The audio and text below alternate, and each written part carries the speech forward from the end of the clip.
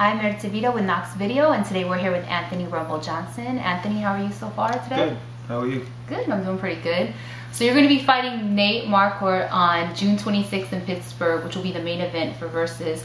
Were you surprised when you had found out about this? Yeah, I was really surprised. You know, Joe Silva, the matchmaker for UFC, called me and said, "Hey, I got good news for you." Mm-hmm. And I was like, "What is?" He said, "Well, you know what? If I call you, it's usually not good news. So this is really good news." I was like, "What is it then?" Yeah. And I was like, "Lay it on me." He said, "What about Nate Marquardt, June 26th on Versus for the main event?" I was like, I'm in. You know what I mean? So let's get it on. So I mean, at this point now, it's like no point of trying to beat around the bush. I'm gonna just fight whoever they give me. Yeah. Now, are you surprised that he's made 170?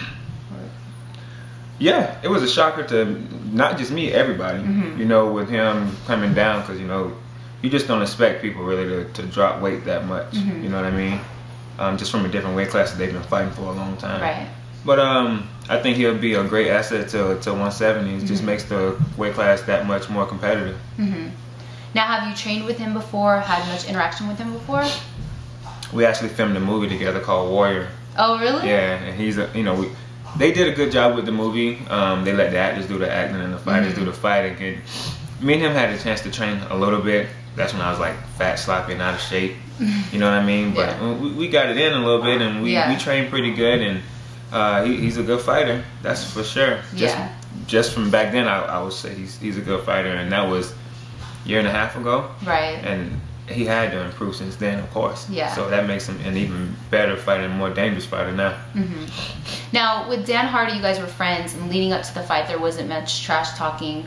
Do you imagine that there would be much trash talking between you and Nate? I don't think so. Me and Nate are professionals when it comes down to really fighting, and Nate's a humble guy, and he's a good fighter at the same time. So those guys are the most dangerous when they don't talk much, like Fedor.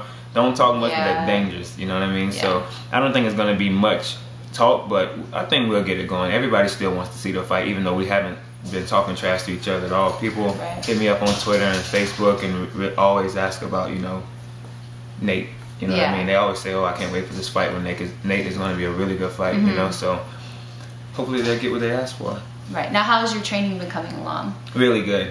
Really good. My camp started about a week ago. I have some really good guys. I won't say who, I won't say what team, but we got some special guys on the team. Okay.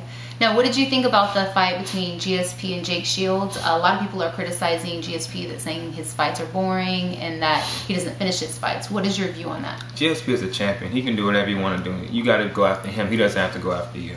So he's doing what he has to do to keep the title. I don't blame him. Right. You know, I do the same thing too.